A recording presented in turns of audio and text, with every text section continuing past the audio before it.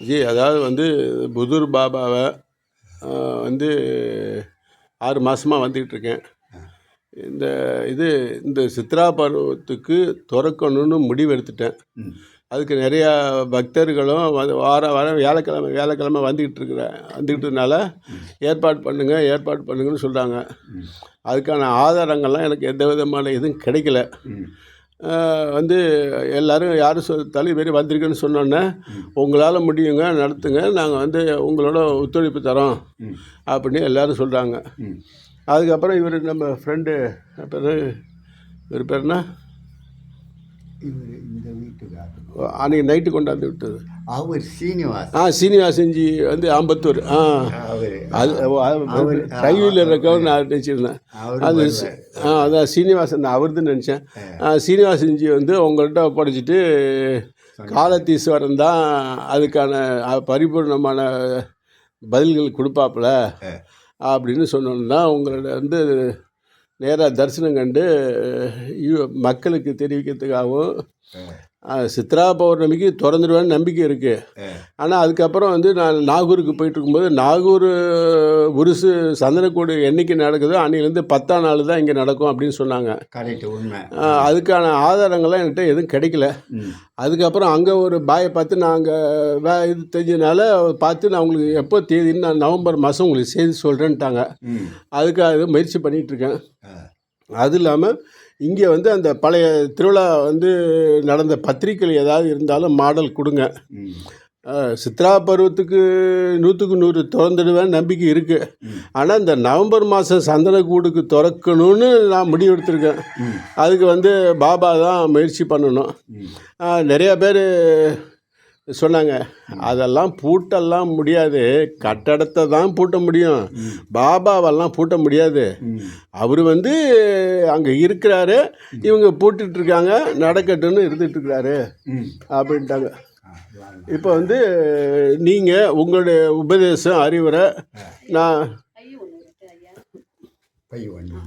பாபாவை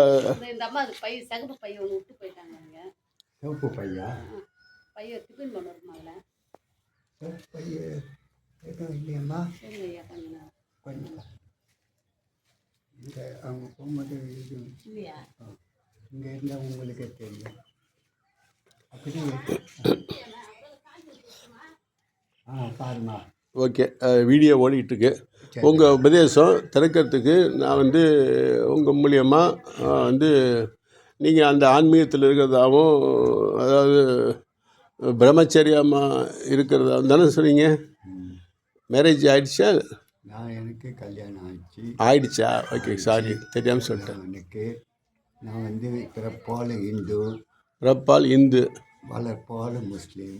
வளர்ப்பால் முஸ்லீம். என் மனைவி வந்து ஸ்டேட் காஸ்ட் முஸ்லீமில் பிரிவு சேர்ந்தவங்க முஸ்லீம்.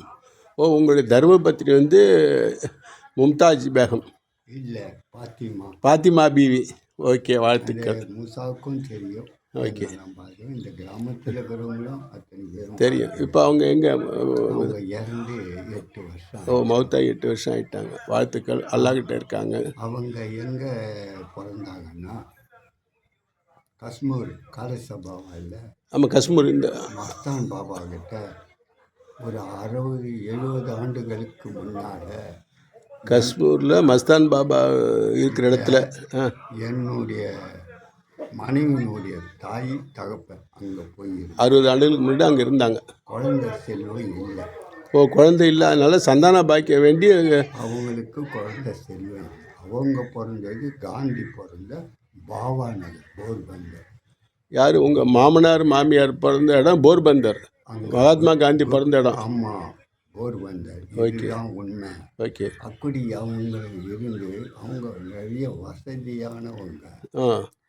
இருந்தாலும் சந்தான பாக்கியம் இல்லாமல் அவங்க அந்த ஊர்லேயே வியாபாரம் பண்ணியிருந்தாங்க, அரிசி கோதுமை. சரி, நம்ம சென்னையில் போயிட்டு நமக்கு ஒரு வீடு இது பார்த்து கடை போடலான்னு, குழந்தை செல்வம் இல்லை இருந்தாலும் இங்கே வந்து சென்னைக்கு வந்தாங்க. சென்னையில் வந்து நான் பிறந்த தொகுதி, நான் பிறந்த இடம் இப்ராஹிம் சார் ஸ்ட்ரீட்டு. இப்ராஹிம் ஸ்டார்ட்னா எங்கள் திருவல்லிக்கேணியா? இல்லை, ராயபுரம் பிரிட்ஜி. ராயபுரம். இந்த பக்கம் 6 பார், இந்த பக்கம் ஸ்டாண்ட். நீங்கள் ராயபுரம். ஆனால் இந்துன்னே சொல்ல மாட்டாங்க உங்களை வந்து உடை பாவனை செயல் எல்லாமே வந்து அவர் இஸ்லாமுடைய கோட்பாடு. ஆர்டிஸ்ட்டு என்னுடைய வீடியோ இதெல்லாம் விட கூட முஸ்லீம். ஆமாம், இஸ்லாம மதத்துடைய அமைப்புகளை தான் நீங்கள் இருக்கிறீங்க. ஓகே, அவருடைய கிருபையினால், அல்லா கிருபையினால். அவருடைய ஓகே, இப்போ நம்ம புதூர் பாபாவை பற்றி சொல்லுங்கள். அப்படி இருக்கும்போது அவங்க என்ன செஞ்சாங்க, இங்கே வந்து மெட்ராஸில் வந்து ஒரு இடம் வாங்கினாங்க, ஒரு வீடு வாசல். எங்களோட நிறைய கடை போட்டாங்க. கடைன்னா வேவ்லைன் ஏரியாவில் ஆர்பாரில் கப்பலில் வர கோதுமை, அரிசி, என்ன பொருள் வந்தால் குடோனுங்க, பெரிய பெரிய குடோனுங்க, அதில் வியாபாரம் பண்ணி இவங்களும் ஒரு குடோன் எடுத்து ஒவ்வொன்று மெட்ராஸில் நல்ல வியாபாரம் பண்ணாங்க.